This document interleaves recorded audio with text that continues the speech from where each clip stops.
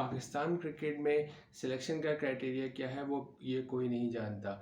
यानी कि जो परफॉर्म कर रहा होता है वो टीम से बाहर हो जाता है और जो परफॉर्म नहीं कर रहा होता है वो टीम में आ जाता है। इसी तरह जिसको टेस्ट क्रिकेट में खिलाना चाहिए उसको वनडे में खिला देते हैं और जिसको वनडे में खिलाना चाहिए उसको टेस्ट क्रिकेट में खिला देते हैं।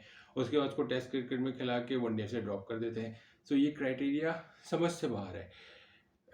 पाकिस्तान क्रिकेट के फैंस हों या दुनिया भर के क्रिकेट के फैंस हों, वो इस चीज़ को लेके बहुत सवाल उठाते हैं और ये सवाल हम भी उठाते हैं कि ऐसा क्या क्राइटेरिया होता है जो टीम सिलेक्शन होती है।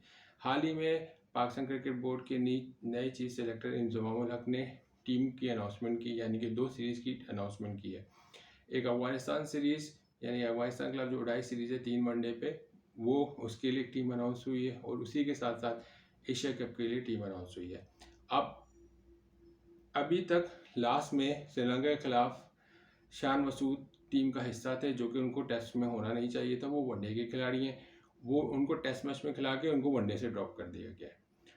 इसी तरह सरफराज अहमद टेस्ट मैच खेले, वनडे से फिर बाहर हो गए, यानी कि उनकी वनडे में उनकी सिलेक्शन ही नहीं हुई है। अब सरफराज की सिलेक्शन बनती थी 18 में, लेकिन सरफराज के साथ हुई अब ज्यादती। और इसी तरह अब क्राइटेरिया मुझे जो लगता है वो ये लगता है कि इट्स अ चेकमेट, यानी कि एक के ऊपर एक वाली खेल बंदा रख दिया, यानी कि पीछे से एक बैकअप आ गया है। इंजमाम उल हक को पिछली बार जब वो चीफ सेलेक्टर बने थे तो उनको टीम बनी बनाई नहीं मिली थी, उन्होंने उस टाइम टीम बनाई थी और वो बनना शुरू हुई थी। इस बार जब वो चीफ सेलेक्टर बने हैं तो उनको टीम बनी बनाई मिली है, यानी कि सारा क्रेडिट जाता है माजी के क्रिकेट बोर्ड को, माजी के चीफ सेलेक्टर को, खासतौर पर मोहम्मद वसीम को, रमीज़ राजा को, जिन्होंने ये आज टीम बना दी है। यानी कि आज हमारे पास पाकिस्तान के पास जो जो प्लेयर्स हैं उनका बैकअप भी है। अब जैसे कि 3 ओपनर्स हैं, 3 ओपनर्स का अनाउंसमेंट हुई है, फ़खर, इमाम और अब्दुल्ला शफीक। अब्दुल्ला शफीक एक रिज़र्व के तौर पे हैं। उसके बाद बाबर आजम और मोहम्मद रिजवान। इसी तरह मिडल ऑर्डर में इन्होंने शान मसूद को बाहर कर दिया है, उसकी जगह सऊद शकील को लाया, और सऊद शकील को सिर्फ अफगानिस्तान सीरीज़ के लिए लाए और उम्मीद करते हैं कि उनको उसमें चांस मिलेगा। इसी तरह सलमान आगा मिडल ऑर्डर पर आए हैं, तैयब को लेकर आए हैं। अच्छा, अब तैयब और सऊद शकील एक ही तरह के खिलाड़ी लगते हैं, लेफ्ट हैंडेड, तो वो मेरे ख्याल से इंजमाम इसमें थोड़ा सा चेक करना चाहते हैं कि मिडल ऑर्डर में लेफ्ट हैंड पे क्या हम लोग कर सकते हैं। हमारी मिडल ऑर्डर बेशक वीक है और शान मसूद का होना ज़रूरी था वनडे में, सलमान आगा का भी होना ज़रूरी है, सलमान आगा की सिलेक्शन हुई है। इसी तरह मोहम्मद नवाज़ आए हैं, इमाद वसीम को फिर से ड्रॉप कर दिया गया है, यानी कि वो सिलेक्ट नहीं हुए। सरप्राइज़ जो सिलेक्शन हुई है वो हुई है फ़हीम अशरफ की, और ये बहुत ही सरप्राइज़ है। उनकी सिलेक्शन वनडे में नहीं बन रही थी, वो कहाँ से आए, किधर से आए, क्यों आए ऑलराउंडर के तौर पे। सो फ़हीम अशरफ, नवाज़, मोहम्मद वसीम जूनियर, ये एक ऑलराउंडर की लिस्ट में लाए गए हैं। शादाब आए हैं, उसामा मीर आए हैं। शादाब अगर इसी तरह बैकअप लाया गया है। इसी तरह शाहीन शाह अफरीदी, नसीम शाह, हारिस रऊफ़, ये आपके पास बॉलर है। हसन अली टीम में शामिल नहीं है। सो ये जिस तरह की जो सिलेक्शन नज़र आ रही है उससे साफ नज़र आ रहा है कि चेकमेट वाला सीन है, कि जैसे चेस में होता है ना कि आप चेकमेट कर देते हैं, इसी तरह ये है कि तुम परफॉर्म नहीं करेगा ये तो दूसरा उसी के बिहाफ पे। लेकिन सबसे ज़्यादा दुख हुआ कि फिर वही ताज्जुब वाली बात आएगी कि सरफराज अहमद के साथ उनके साथ ज़्यादती हुई। हालांकि ख़बरें ये थी कि इंजमाम उल हक ने बहुत कोशिश की, इंजमाम पर्सनली ख़ुद भी चाहते थे कि सरफराज वनडे में शामिल हों, ताकि एक नज़र आए कि आगे वो वर्ल्ड कप खेल सकते हैं या नहीं। कि हालांकि इंडियन पिचेस पे वो खेल सकते हैं। बेशक अगर मेरे से राय ली जाए तो प्लेइंग 11 में उनकी अभी फ़िलहाल जगह नहीं बनती, लेकिन 18 में उनकी जगह बनती थी। सो सरफराज को ड्रॉप किया है, सऊद शकील को सिर्फ अफगानिस्तान सीरीज़ के लिए रखा है, और तैयब भी जाएंगे एशिया कप में, और शान मसूद बाहर हो गए। हालांकि वो वनडे के लिए अच्छे खिलाड़ी थे, वो टेस्ट क्रिकेट नहीं अच्छे हैं लेकिन वनडे, लेकिन वही तो क्राइटेरिया क्या बनाया समझ से बाहर है। दूसरा, अब आपके पास ऑलराउंडर में आपने मोहम्मद नवाज़ को रिटेन किया है, इमाद वसीम बाहर हुए। अब क्या इमाद वसीम का करियर आप ख़त्म कर रहे हैं लाइकिंग डिसलाइकिंग की बुनियाद पे? जो फड्डा इमाद वसीम और बाबर आजम का हुआ था आमिर की वजह से, पास आपको याद होगा PSL के ज़माने में क्या उस वजह से लाइकिंग डिसलाइकिंग की वजह से इमाद वसीम की सिलेक्शन नहीं हो रही है। और सरफराज का भी यही सीन मैंने को बोला कि कोई बहुत बड़ी सोर्स कहीं से रुकावट आई है जिस वजह से सरफराज की सिलेक्शन होते होते रुक गई है। सो नज़र आ रहा है कि टीम के पास बैकअप है हमारे पास। अच्छा, इससे पीछे भी हमारे पास बैकअप है और धानी हमारे पास हैं, जमान खान है हमारे पास। सो बॉलिंग में हमारे पास है, हसनैन है हमारे पास, हसन अली है हमारे पास। सो ये वो खिलाड़ी हैं जो बैकअप पे हैं, यानी कि जस्ट इनकेस अल्लाह ना करे कि शाहीन इंजर्ड हो, अल्लाह ना करे, लेकिन एक बात बता रहा हूँ कि हमारे पास ये फ्यूचर है पीछे से चला रहे हैं, यानी कि इंजमाम को एक बाकायदा टीम बनी बनाई इस बार मिली है। तो वो आग और असल तो खेल कब शुरू होता है, जब आप वर्ल्ड कप खेल के आते हो, तब आप आते हो तो पता चलता है कि अब कौन कहाँ किधर खड़ा होगा।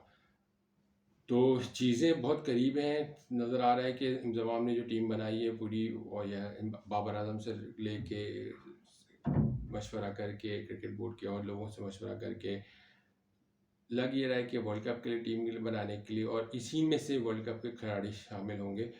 एक दो का थोड़ा फ़र्क आएगा, अदरवाइज़ यही लोग होंगे और यही वर्ल्ड कप की टीम होगी। यही आपकी पेस होगी, यही आपका स्पिन अटैक होगा। सो इसी से नज़र आता है। अब अफगानिस्तान की सीरीज़ को अब बिल्कुल सीरियस लेना पड़ेगा, क्योंकि अभी इंडिया ने वेस्ट इंडीज़ की सीरीज़ को सीरियस नहीं लिया और वहाँ बेइज्जती का सामना करना पड़ा। तो अफगानिस्तान एक स्ट्रॉन्ग टीम हो चुकी है और वो वनडे अच्छा खेलती भी है। तो अब वनडे में पाकिस्तान को, क्योंकि अब वर्ल्ड कप आपका वनडे का, तो वहाँ पे आपको ठहराव लाना है। मिडल आपको 20 से 35 ओवर तक किस तरह खेलना है, शुरू के 10 से 15 ओवर किस तरह खेलने हैं, आके आखिर की पावर प्ले को किस तरह यूटिलाइज करना है, किस लेवल पे। तो ये सब प्लानिंग करके खेलनी है पाकिस्तान को, और ये अब नज़र आना चाहिए हमें भी। हमने बहुत तारीफ़ें की हैं, अब उम्मीद करते हैं कि जो ये फाइटिंग स्पिरिट के साथ ये खेल रहे हैं ये आगे खेलें। इम्तिहान अब शुरू होगा पाकिस्तान क्रिकेट टीम का। पाकिस्तान के इन्होंने क्या किस तरह की तैयारी की है, प्लेयर्स ने पर्सनली किस तरह की तैयारी की है। अफगानिस्तान सीरीज़ के फ़ौरन बाद एशिया कप शुरू हो जाएगा। एशिया कप इम्पॉर्टेंट है, पाकिस्तान का पहला मैच नेपाल से है, फिर इंडिया से। सो बांग्लादेश, अफगानिस्तान, तो यहाँ पे T20 नहीं है, ये वनडे है। तो यहाँ पे सब चीज़ चेक की जाएगी कि एक ने नहीं किया तो दूसरे को चांस, दूसरे को नहीं किया तो तीसरे को चांस। सो बैकअप लंबा बना हुआ है। इंजमाम ने सोच की टीम बनाई है। मुझे टीम में से बनने से कोई एतराज़ नहीं, लेकिन सिर्फ मैं चाहता था कि सरफराज होते तो अच्छा होता। और इधर इमाद और नवाज़ में थोड़ा सा वो नज़र आ रहा है कि इमाद और नवाज़ नहीं में से किसी एक की सिलेक्शन हुई है, और ये किस बुनियाद पे हुई है ये समझ नहीं आए। रही बात कि धानी की, वो धानी आ जाएंगे। जमान खान के बारे में बात हुई, वो भी आ जाएंगे क्योंकि इनका फ्यूचर है अभी। तो हसनैन है, हसनैन थोड़ा सीखें, धानी थोड़ा खेलें, और जगह डोमेस्टिक खेलें और लीग्स खेलें। और लीग से मुराद मेरी ये होती है कि टेस्ट ज़्यादा खेलें, T20 कम खेलें, ताकि उनको अंदर एक ठहराव आएगा, थोड़ी समझ आएगी क्रिकेट की। तो ये जो टीम अनाउंस हुई है अफगानिस्तान वर्सेस पाकिस्तान और एशिया कप के लिए, तो ये पाकिस्तान यहाँ पे एक आप समझे कि ट्रम्प का पत्ता होगा उन खिलाड़ियों के लिए जो परफॉर्म कर गए तो वो आगे जाएंगे, और जो नहीं कर पाया वो रुकेगा। सऊद शकील को मेरे ख्याल से इसलिए लेके सिलेक्ट किया अफगानिस्तान के खिलाफ कि वो भी प्लेइंग 11 में शायद उनको ना रखें। अगर शुरू के 2 मैचेस पाकिस्तान जीत जाता है तो फिर तीसरे में उनको चांस देंगे। मुझे लगता है कि मिडिल ऑर्डर में आगा होंगे, यानी कि नंबर 1 पे ओपनर्स के तौर पे इमाम और फ़खर, या इमाम और बाबर आजम, नीचे फ़खर जमान थर्ड पे, फिर आपके रिजवान हैं, फिर आपका एक लेफ़्ट हैंडेड को खिलाने की कोशिश होगी, या राइट हैंडेड को सलमान आगा, फिर शादाब, फिर नवाज़, ये और फिर नसीम, फिर हारिस सुहेल, फिर शाहीन शाह अफरीदी। तो ये है टीम पाकिस्तान की जो नज़र आ रही है। अब प्लेइंग कंडीशन क्या होती है, क्योंकि आधा मैच पाकिस्तान में है, आधे मैचेस श्रीलंका में, वहाँ की वनडे की क्या कंडीशन है, फिर इसके बाद हमें इंडिया जाना है, इंडिया में क्या कंडीशन होगी वर्ल्ड कप के लिए वो भी देखना है। तो चीज़ें बहुत पाकिस्तान को सोच समझ के करनी होगी, क्योंकि वही बाउंस सी पिच पे नहीं विकेट होगी, क्योंकि आप फास्ट बॉलर्स को खिलाते रहोगे। तो आपको वहाँ देख स्पिन अटैक को भी साथ लेके चलना होगा। उसामा मीर को सही सिलेक्शन किया आपने, लेकिन मुझे लगता है कि इंडिया में इमाद वसीम आपके बहुत काम आते, सरफराज आपके बहुत काम आते, एक्सपीरियंस था। और अभी भी वक्त है, शायद वर्ल्ड कप की अनाउंसमेंट अभी सितंबर के एंड तक जाना है। तो पाकिस्तान को चाहिए कि थोड़ा सा सिलेक्शन क्राइटेरिया को भी देखे और थोड़ा नज़र रखे और उम्मीद करते हैं कि पाकिस्तान अफगानिस्तान के खिलाफ सीरीज़ जीतेगा। एशिया कप में पाकिस्तान का इंडिया से 2 मैचेस तो पक्के पक्के हैं, तीसरा फाइनल अगर होता है तो वो बहुत ही अच्छा हो जाएगा। सो आज के लिए इतना ही। मेरे चैनल को देखिए, सब्सक्राइब कीजिए और कमेंट्स में अपने कमेंट्स का राय का ज़रूर इज़हार कीजिएगा। शुक्रिया।